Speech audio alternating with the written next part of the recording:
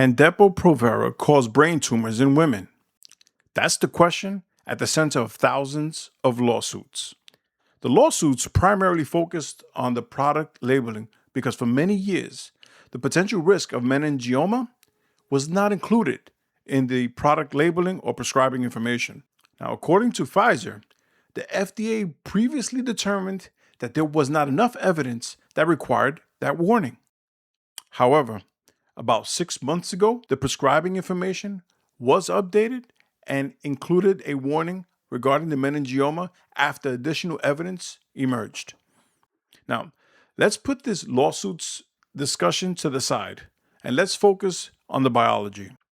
Now, as a practicing clinical pharmacist, what interests me most isn't the legal argument, it's the pharmacodynamics.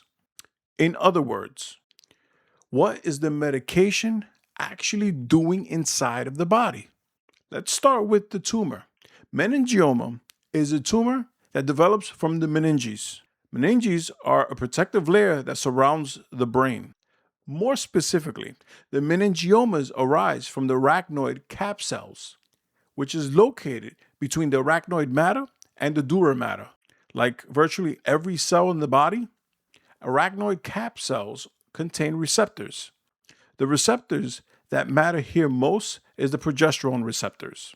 So naturally, the next question becomes, how does Depo-Provera interact with these receptors? Depo-Provera is the brand name for medroxyprogesterone acetate, or for short, MPA. Now, medroxyprogesterone acetate is a progestin, which basically means a lab-made version of progesterone. And progesterone is a natural female reproductive hormone, although it is found in small amounts in males, but is primarily a reproductive hormone. Although it binds to the progesterone receptor, it is not chemically identical to the progesterone your body naturally produces, and it can produce different biological effects. Once it activates the receptor, when the MPA binds to the progesterone receptor, this further cascades the events leading up to meningioma, causing cell growth, cell division, protein synthesis, and cell survival. With repeated activation over long periods of time, researchers believe this signaling may continuously push susceptible arachnoid cap cells towards proliferation. Simply put, the receptor keeps receiving signals that encourages the cells to continue to grow and divide. Normally, your body has a safety mechanism that eliminates damaged or abnormal cells through a process called apoptosis, or programmed cell death. Some laboratory studies suggest prolonged progesterone signaling may reduce these protective mechanisms, allowing abnormal cells at a greater opportunity to persist. The concern isn't that Depo-Provera suddenly creates a tumor. The concern is that prolonged receptor stimulation could provide an environment that allows an existing susceptible cell population to expand over time. Now, let's talk about exposure. One injection of Depo-Provera can remain detectable in the body for more than 200 days.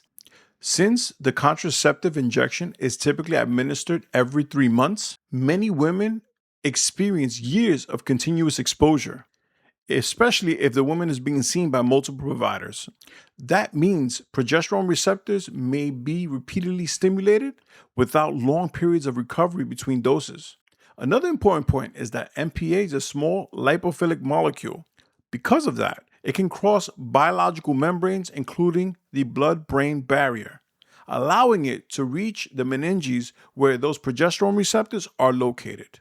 Now, does this mean that every woman who receives Depo-Provera will develop a brain tumor?